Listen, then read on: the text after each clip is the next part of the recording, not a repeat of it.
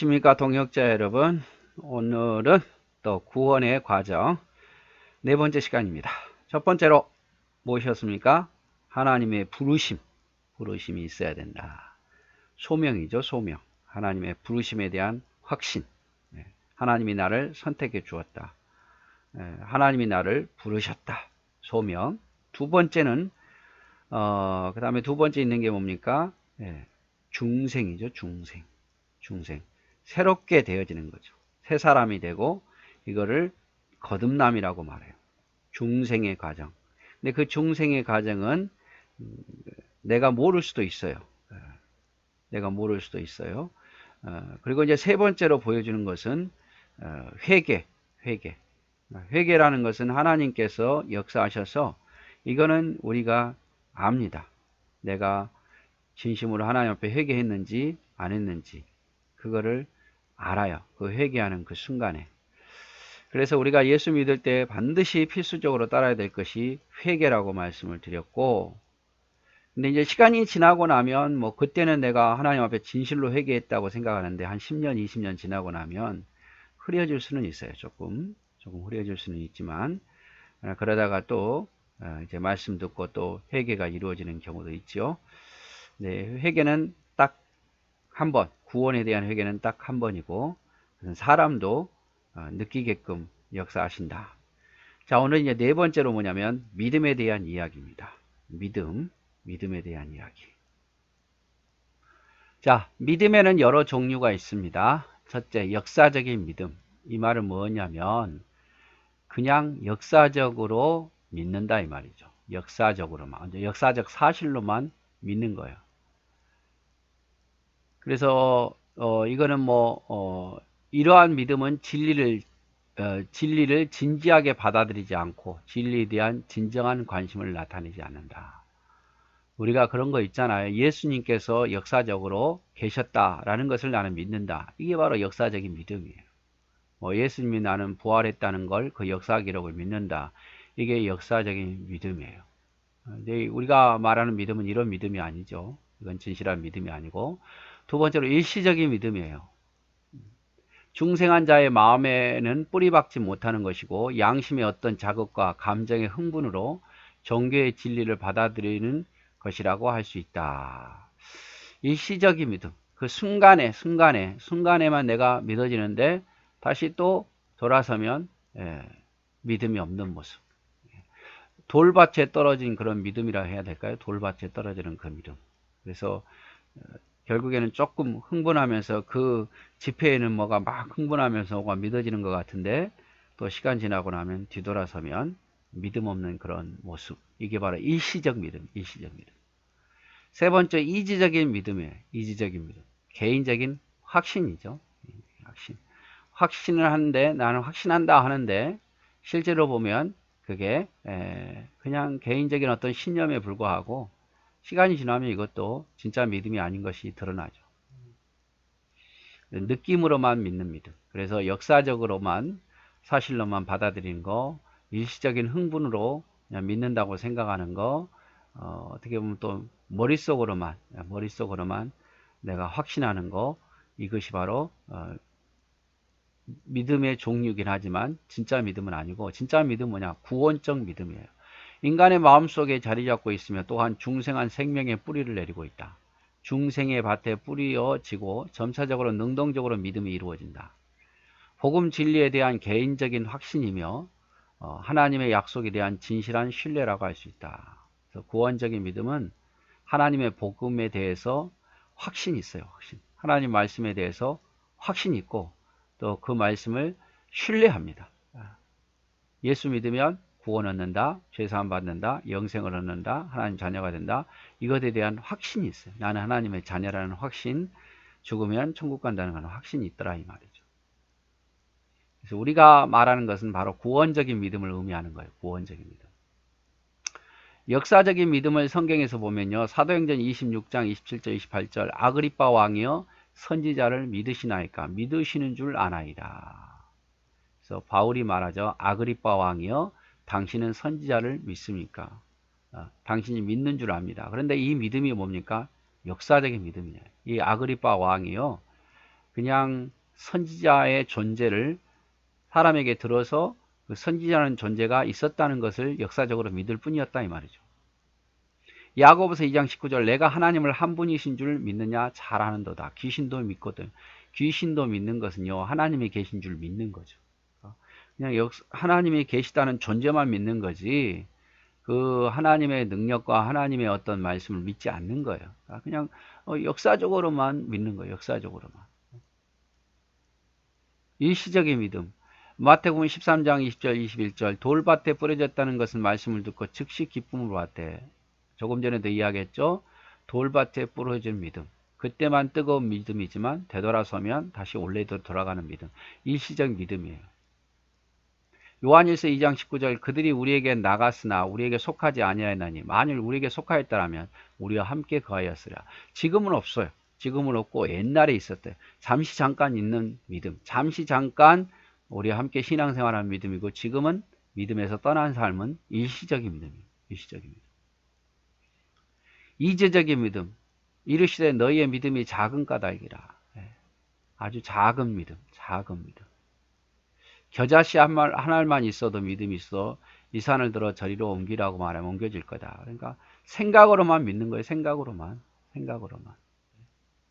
실제적으로 행동 이것을 하라 하면 하지 않고 생각으로만 믿는 거. 사도행전 14장 9절 10절에 보면 바울이 말하는 것을 듣거늘 바울이 주목하여 구원받을 만한 믿음이 그에게 있는 것을 보고 큰 소리로 이르되 내 발로 바로 일어서라 하니 그 사람이 일어나 걷는지라. 자, 구원받을 만한 믿음, 이거 바로 이지적인 믿음. 그러니까 그 예수 믿고 믿을 만한 그 환경이 다 조성되어 있다 이 말이죠. 아직 믿는 건 아니지만 그의 머릿속에는 아직 예수 그리스도에 대한 어떤 믿음의 환경적인 지적인 능력은 있더라 이 말이에요. 지식은 있어서 그래서 그에게 일어나 걸어라 하니까 그가 참된 믿음을 가지고 일어서더라 이 말이죠. 이지적인 믿음. 그래서 믿음의 종류에는 역사적인 믿음, 일시적인 믿음, 이지적인 믿음, 구원적인 믿음이 있는데 역사적으로 그냥 그 사실을 내가 인정한다 그래서 일시적으로 잠시 동안 내가 뜨거워져서 내가 믿는다고 해서 또 어떤 머릿속으로만 내가 그것을 믿는다고 해서 믿는 게 아니고 진짜 믿음은 구원적 믿음, 즉 하나님 말씀에 대한 확신, 신뢰 이런 것이 있어야 된다 이 말이죠. 목에 칼이 들어와도 하나님에 대한 약속과 신뢰가 있어야 돼요. 자, 믿음의 요소. 늘 요소하면 세 가지 나온다고 말했죠. 지적 요소, 감정적 요소, 의지 요소. 지정의. 그래서 믿음은 지적 요소는 뭐냐면요. 내가 하나님을 인식하는 거예요. 하나님에 대한 인식, 예수 그리스도에 대한 인식. 머릿속으로 믿어지는 거예요. 머릿속으로. 하나님의 말씀에 대한 확신, 인식, 하나님에 대한 인식, 말씀에 대한 인식, 예수 그리스도 구원자에 대한 인식이 머릿속에 있는 거예요. 그리고 감정적인 요소는 뭐냐면 어떤 것에 대한 마음의 어떤 찬동이라 그래야 될까요? 찬동. 네, 믿습니다. 라는 어떤 가슴에서부터 우러나는 어떤 찬동. 머리에서 끝나는 게 아니라 가슴까지 믿는 믿음. 세 번째로 뭐냐면 믿음이라는 것은 뭐냐면 이제 행동으로 나오는 거죠. 의지적. 그게 머리로 믿고 가슴으로 믿는 것이 행동으로 나오는 거. 그래서 내가 하나님 앞에 죄를 범했습니다 라고 회개 행동이 나오고 뿐만 아니라 내가 예수 그리스도를 믿는다는 그런 행동, 그런 행동이 우리 모습 속에서 나타나는 것. 그것이 바로 의지적 요소예요. 근데 이 믿음의 요소 지정의가 다 진짜 믿음 지정의가 다 함께 이루어지는 거죠. 머리로도 예수 그리스도를 믿고 가슴으로도 예수 그리스도를 믿고 우리의 손과 발로도 예수 그리스도를 믿는 것이 진정한 믿음이다 이 말이죠. 진정한 믿음의 모습. 자, 믿음. 구원받은 믿음의 대상은 예수 그리스도이시며 구원의 약속은 그리스도 안에서 주어지는 것이다. 구원받은 믿음에 대한 건 누구를 믿느냐? 예수 그리스도를 믿는단 말이에요. 예수 그리스도. 그리고 이 믿음도 역시 하나님의 선물이고 인간의 노력이 아닌 하나님의 선물이고 그리고 이러한 신앙의 수행은 하나님의 자녀들이 반복적으로 공고받는 인간의 활동인 거다. 이 믿음이라는 것은 딱 한 번 믿고 딱 끝나는 게 아니라 계속 신뢰가 쌓여가는 거예요. 믿음에 믿음을 더하고 또 믿음에 믿음을 더하고, 그래서 믿음이 쌓여서 벽돌이 쌓여가듯이 계속 하나님에 대한 신뢰와 믿음이 쌓여가는 거다 이 말이죠. 하나님에 대한 믿음과 신뢰. 그리고 자, 은혜로 구원을 얻었다. 믿으면 구원을 얻는다. 그리고 구원의 대상은 바로 예수 그리스도다. 이 구원에 대한 우리를 구원하신 분은 바로 예수 그리스도다. 그리고 믿음의 확신. 감리교에서는 믿는 자는 곧 자기가 하나님의 자녀라는 확신을 한다고 하지만 이것은 그가 궁극적인 구원의 확신이 있다는 것을 의미하는 것이 아니다. 왜냐하면 그가 은혜에 떨어질지도 모르기 때문이다. 믿음의 확신은 신자의 영구한 의식적 소유물은 아니다. 회의감, 불안정에 의해 동요될지 모르므로 늘 확신을 얻도록 공부해야 된다. 즉 다시 말한다면 내가 믿음의 확신을 갖는 거요. 그것이 늘 계속되지는 않아요. 왜냐하면 또 살다 보면 믿음의 확신이 흔들리기도 하고 회의감이 들기도 하고 또 불안정해서 동요되기도 하기 때문에 우리가 믿음 안에서 확실하게 거하려면 늘 믿음의 확신을 가지도록 노력해야 된다 이 말이죠.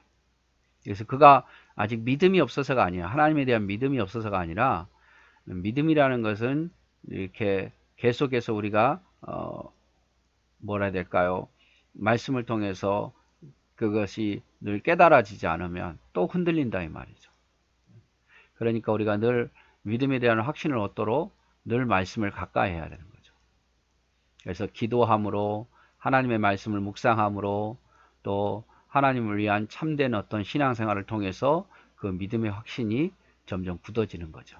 뭐 어떤 교단은 감리교회 같은 경우는 한 번 내가 예수 믿으면 그냥 그것으로 확신을 갖는다 말하지만 실제로 믿음의 확신이라는 것은 우리가 세상 속에 살다 보면 흐려지기도 하고 그렇기 때문에 믿음의 확신을 갖기 위해서 기도하고 말씀 가까이 하고 또 믿음 생활을 해야 된다. 이렇게 보시면 될 것 같습니다. 히브리서 6장 11절에요. 우리가 간절히 원하는 것은 너희 각 사람이 동일한 부지런함을 나타내어 끝까지 소망의 풍성함에 이르기를 원한다.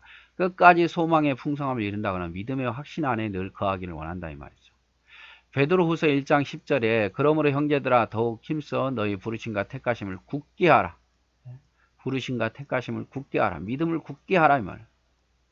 너희가 이것을 행한즉 언제든 실족하지 아니하리라. 그래서 다시 한번 말씀드립니다마는 믿음이라는 것은 내가 예수 그리스도를 믿음으로 구원을 얻죠. 그런데 그게 우리가 살다 보면 흐려지기도 한단 말이에요. 흐려지기도. 그 확신 속에서 마음이 또 세상의 유혹으로 사탄의 시험으로 또 시련으로 흔들리기 때문에 우리는 그 예수 믿을 때 처음 그 믿음 하나 가지고 계속 가려고 하지 말고 또 그 믿음에 믿음을 더하기 위해서 기도도 하고 말씀도 하고 또 신앙적인 순종을 통해서 계속해서 믿음의 확신을 이끌어 가야 된다. 그게 바로 성장하는 믿음이죠. 성장하는 믿음. 자, 오늘 믿음에 대해서 우리 같이 보았습니다. 네, 오늘도 수고하셨습니다. 사랑하고 축복합니다.